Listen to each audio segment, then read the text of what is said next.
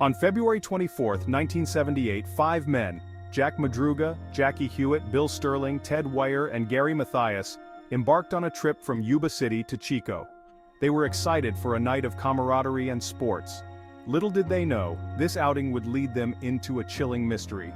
Their journey began with anticipation for the game ahead. They piled into Gary's turquoise Mercury Montego. Laughter filled the car as they drove towards Chico. Their first stop was a local drugstore for snacks and drinks. This mundane detail marked the last confirmed sighting of the group. The drive to Chico was uneventful, but upon reaching their destination, the men made a curious decision. Instead of heading straight to the game, they opted to return home. The reason for this sudden change of plans remains unknown, adding another layer of intrigue to their already perplexing disappearance. As darkness descended, a sense of unease began to creep in. The men had not reached home and their families grew increasingly worried. Hours turned into a night of frantic calls and desperate searches, but their efforts yielded no answers. The five friends had vanished, leaving behind a trail of unanswered questions and a community gripped by fear.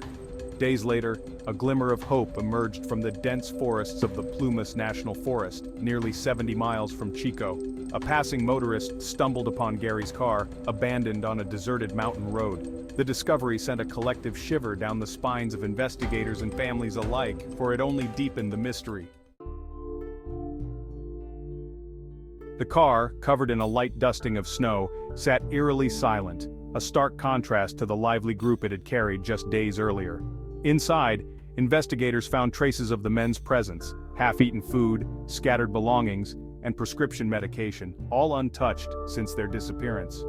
These personal items hinted at a hasty departure, but the reason remained elusive. News of the car's discovery sparked a massive search effort. Hundreds of volunteers, driven by a mix of hope and dread, combed the rugged terrain, their determination fueled by the thought of bringing the men home. The dense forest, blanketed in a thick layer of snow, presented a formidable challenge, hampering their efforts and adding to the growing sense of despair. Days turned into weeks, and the winter's icy grip tightened its hold on the mountain. The relentless snowfall obscured any potential clues, making the search increasingly difficult. Despite their unwavering efforts, the men remained missing, their fate shrouded in the same chilling mystery that had gripped the community from the start. Just when hope began to dwindle, a breakthrough emerged from the unforgiving landscape. Ted Weyer, the oldest of the group, was found alive in a Forest Service trailer, nearly 8 miles from where their car was abandoned. The discovery, though bittersweet, offered a flicker of hope in the otherwise bleak search. Ted, weak and disoriented, was a shadow of his former self, his body ravaged by weeks of exposure to the harsh elements. He had no recollection of the events leading up to their disappearance, nor could he provide any clues about the whereabouts of his companions. His survival, miraculous as it was, deepened the mystery, leaving investigators baffled and families clinging to fading hopes. Inside the trailer, investigators discovered a scene both perplexing and unsettling. Scattered around Ted were unusual items, a stack of carefully arranged blankets, a makeshift torch fashioned from a tree branch, and a pile of empty food containers, meticulously cleaned and stacked. These details, seemingly insignificant, hinted at a level of organization and planning that defied explanation. Months later, the melting snow revealed a grim discovery. The bodies of Jack Madruga, Jackie Hewitt, and Bill Sterling were found lying together in the woods, a mere mile from the trailer and within sight of a Forest Service lookout tower. Their remains, decomposed from months of exposure, told a silent story of their last moments, but provided no answers to the haunting questions that lingered. Strangely, their bodies showed no signs of trauma or foul play. Starvation and exposure, the coroner concluded, were the likely causes of death. This revelation, while tragic, only deepened the mystery.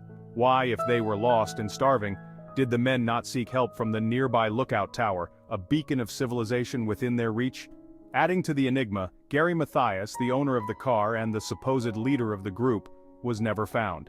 His disappearance, coupled with the inexplicable circumstances surrounding his friends' deaths, fueled countless theories and speculations, turning a tragic missing persons case into a modern-day American folklore. The Yuba County 5 case remains unsolved, a chilling testament to the enduring power of mystery. The baffling discovery of their car and belongings continues to fascinate and frustrate investigators. What led these 5 men to abandon their car and venture into the wilderness? And what ultimately happened to Gary Mathias? The Yuba County 5 case stands as a chilling reminder that some mysteries remain unsolved.